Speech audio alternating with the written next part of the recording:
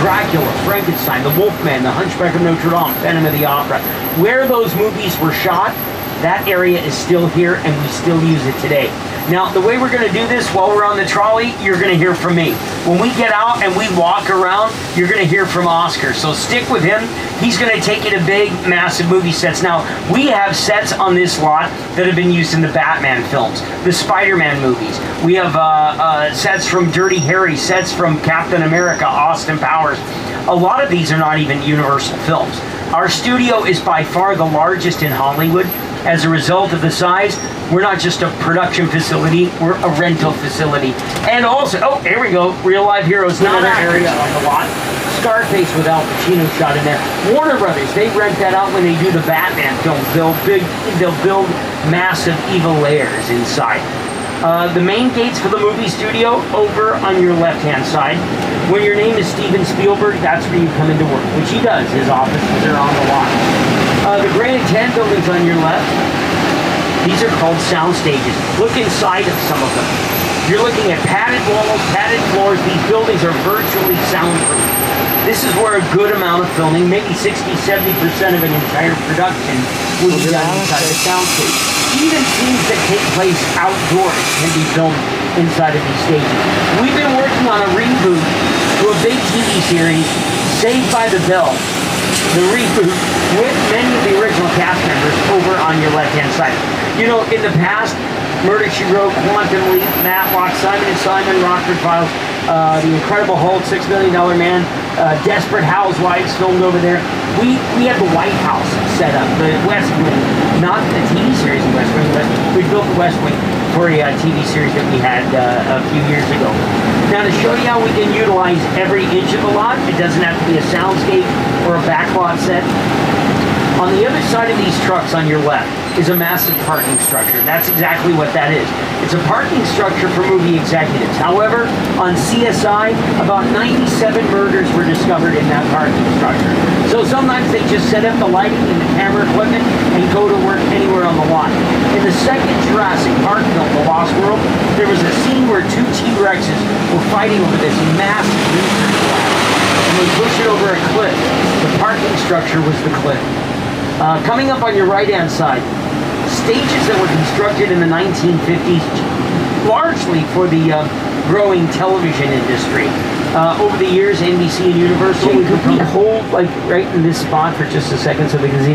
All right, so over on your left-hand side, this area has been Gotham City in some of the Batman films, used as New York in almost every Spider-Man movie.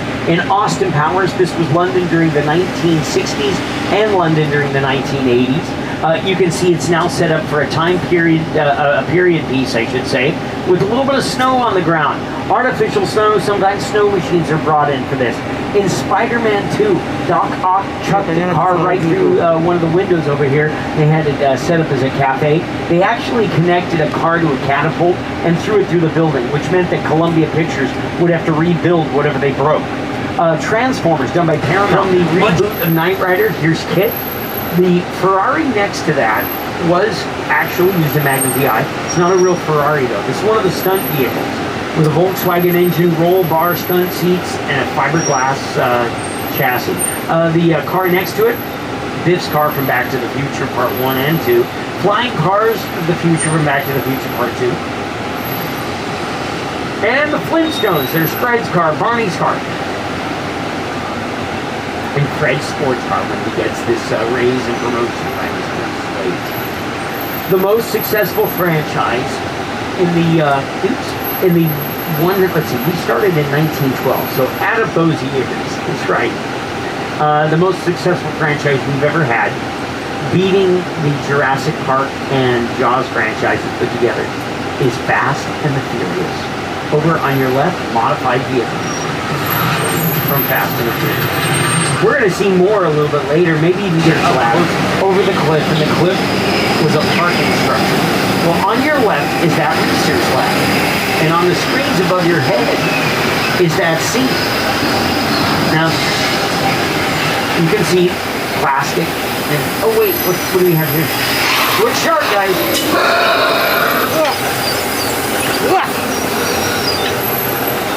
You know what, Jade? I didn't get to set that up properly. Can I do that again? I know a lot of you want to see some of the dinosaurs from the upcoming Jurassic World.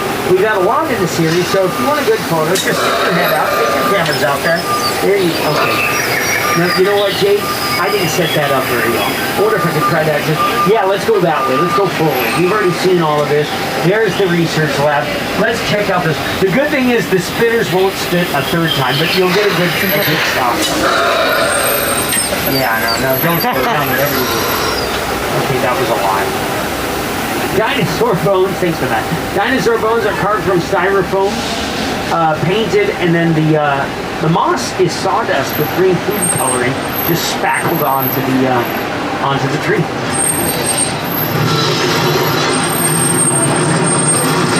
Trees and buildings. We spray the water upward and it falls down, hopefully in a natural state. Sometimes we just use big fans and blow it right into the active spaces. On your screen above your head is a scene from a movie called Big Fat Liar. I'm gonna hold right there. All right, that scene is shot over on your left-hand side. We'll get back to Big Fat Liar in just a moment. Right now, we're gonna demonstrate weather effects. So we cue the thunder and lightning. Now, remember earlier I said that we utilize rain by hiding sprinklers in the buildings and the power lines. Action rain. This amount of water is what it takes to enable the camera to pick it up pretty well, which is also why the actors are drenched when you're watching a scene like this. Now, go back to the monitors above your head. In Big Fat Liar, they didn't use the rain. They did something else. They flooded the area with about 12,000 gallons of water. And I know since I've showed you the scene, you want to see that. So watch the top of the hill and action flood.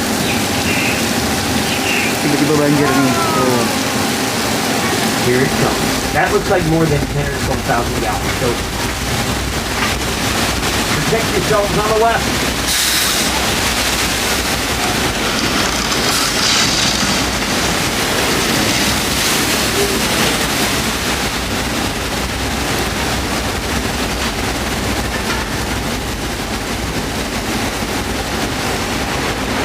All of this is recyclable.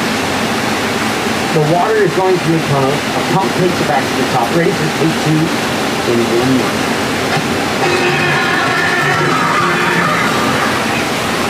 Now, the Mexican village has been around since about 1916. I'll give you a few highlights over the years. Three amigos, Martin Short, Steve Martin, and Chevy Chase. Nacho Libre, this was Mexico, in the movie. And here it is, just a couple of years ago, on The Good Place. Same exact spot. Are dead. Cool. So right there, you just walked through those streets. I've never ever seen this. You're in the good place. I'm not supposed to be here. And then right there you can see the train station on the right.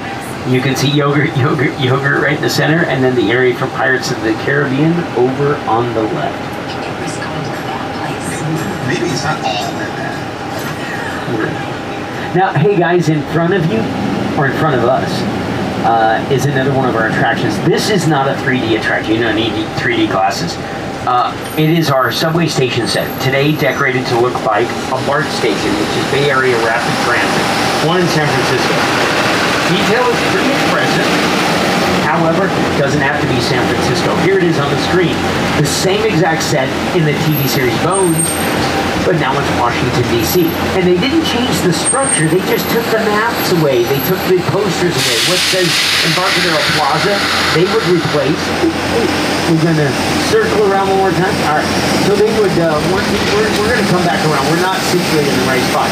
But what says Embarcadero Plaza, what says Bay Area, what says Waterfront Exit for Bones, and for this particular scene, let me play that once again.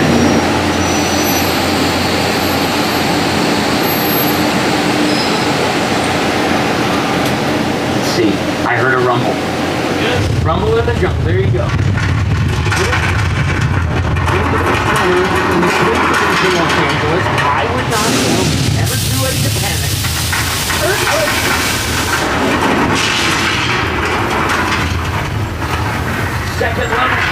your left.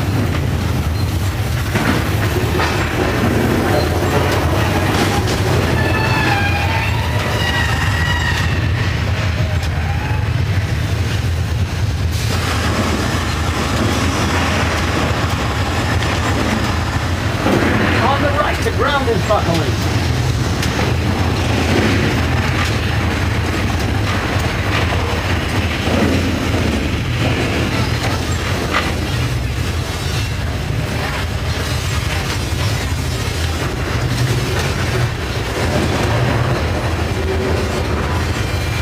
Front left, the metro.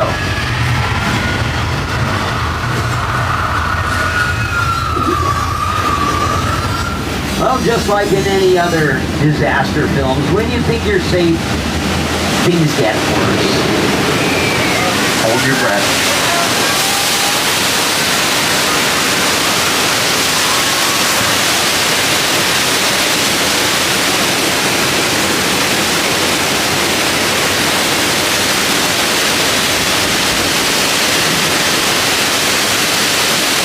Watch some of this stuff go back.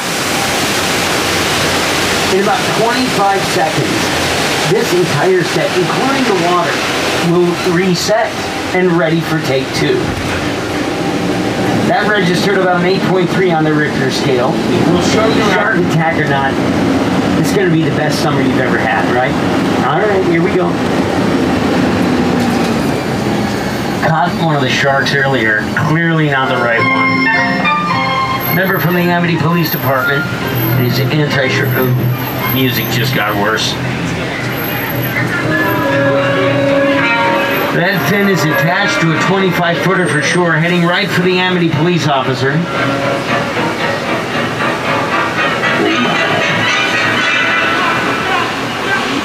He could be okay.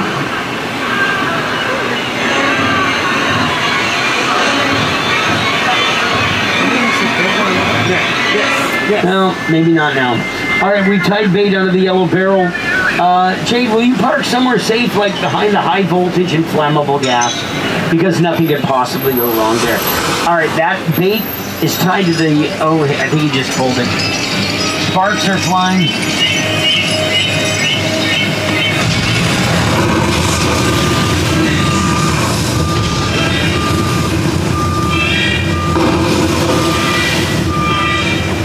All right, look in front of you, arsenic.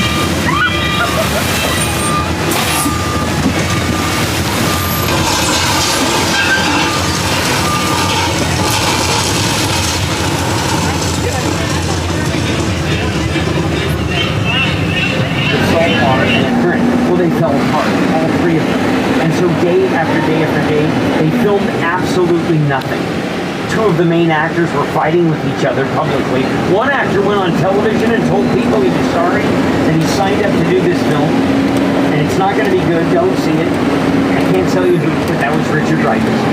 And then they looked at the footage after what was supposed to be a 55-day shooting schedule. And look at her son in all his glory. There's Mother, second floor, left-hand side. And there's, oh, wait a minute, Norman. That wasn't nice. Look at this, guys. This is going to be our final VIP excursion where we do get to walk up close and personal with this plane. You're going to stick with Oscar once again. Now, one thing that we do have to do, the road that we're traveling on right now, we have to avoid that because the trams are going to come by. Now,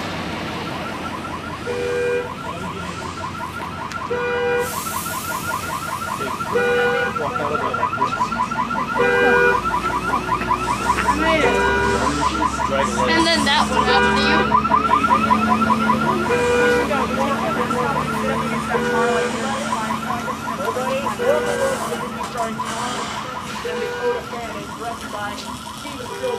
Released in 2005. For a scene in a movie, there's supposed to be a crash plane. If you haven't seen the movie, it's an alien invasion movie. Great movie, all right, based on a radio play that was actually played over the radio, and people who started to play late thought it was a real alien. Guys use a nightlight. I'm the reason the boogeyman begs his mama to look under his bed. And I'm the reason you just lost control of this whole operation. My name is Special Agent Luke Hobbs of the U.S. Diplomatic Security Service, and as of 16.9 seconds ago, I'm the man in charge. The hell you are? Let me clue you in on two things, sweet cheeks. One, there's a high-value witness from the Federal Protection Program aboard your vehicle. And two, international crime syndicate led by Owen Shaw is honing in on this vehicle to take that witness out. Shaw's as ruthless as they come. He'll stop at nothing to eliminate his target. Every living soul on this vehicle is in serious danger. Other than that, you're the man.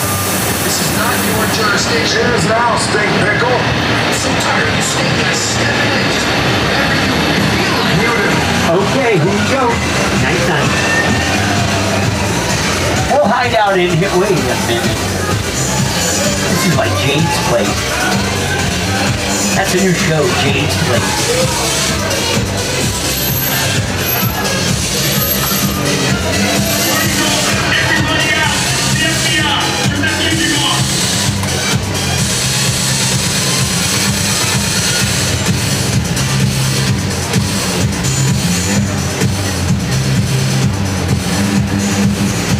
This is what we do. This is the break stay after party and the what other? Roman Pierce, FBI, don't move. Neil, That's right, party's over. you know how long I took to iron this shirt? I'm not. You're under arrest right now. Ladies, let's back up a little bit. It's like that. First of all, I don't work for you. Oh, really? Well, tell me, Roman, who do you work for? We don't work for nobody. I suggest you clear out here, otherwise we can't guarantee safety. Guarantee my safety? I'm the one holding the gun. Yeah, but mine's a whole lot bigger than yours. Escort these guys out. Let's go, Cookie Puss. That ugly suit on, man. There's somebody out there really pissed off Shaw. It's gonna get ugly fast. Yeah, don't worry. Lucky for you, our whole family is protected. Are you kidding me, Roman? You didn't shut off your phone, bro? I gotta call you back. I'm in minutes. See what I'm talking Call you about? back. There. It's on vibrate. Shaw checks us. I'll stand holding up. Letty, Roman, we're up. Driver, move that vehicle. It's about to get real interesting. All right, guys, you're going to want to put your 3D glasses on at this point. Mona Lisa's all warmed up right next door.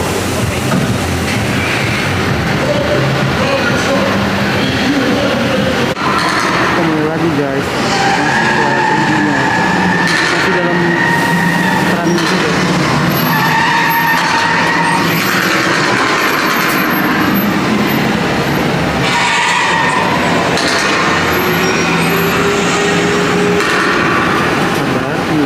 Look on your right. Here he comes, Owen Shaw. Which one of you?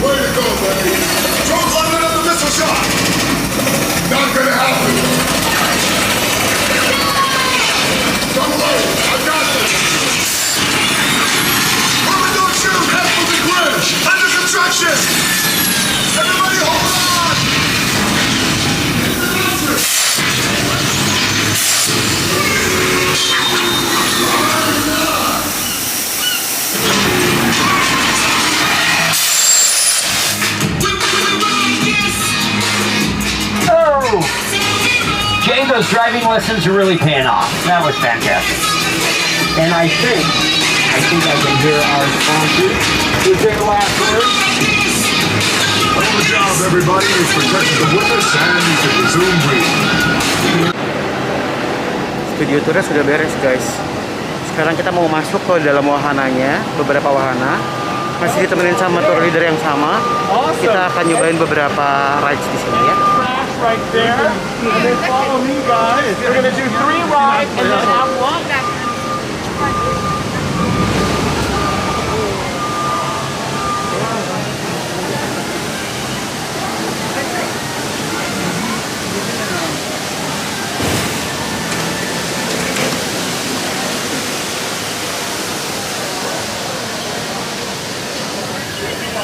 I'll describe each ride, and then you let me know if you want to ride it or not. Right this way, guys. Oh look, I see a baby dinosaur. What kind of dinosaur is that? This here is Sierra. Sierra's a 6-month-old Velociraptor. We're just bringing her out so she can start getting used to human beings. You see, at this age, she's forming what we call formative memories. This is a really, really great time to start training her, and especially letting her know that human beings don't pose any threat to her, and that when we're around, she's always going to be safe. By the time she's full grown, which is going to take about another 3 years, she's going to be over 1,000 pounds and over 9 feet tall, so you can understand how important it is that we let her know now that human beings are safe to be around and that she's safe if she sees us. Oh, good girl. All right, well, we're going to bring her in for some lunch, but don't forget to come check back. We'll be here all week. And also, her older sister, Blue, is going to be coming out a little later. So you have the opportunity to see a full-grown Velociraptor in action. Thanks for joining us. Thank you. You too. All right, give it up for him. That's a real dinosaur, guys. Follow me this way.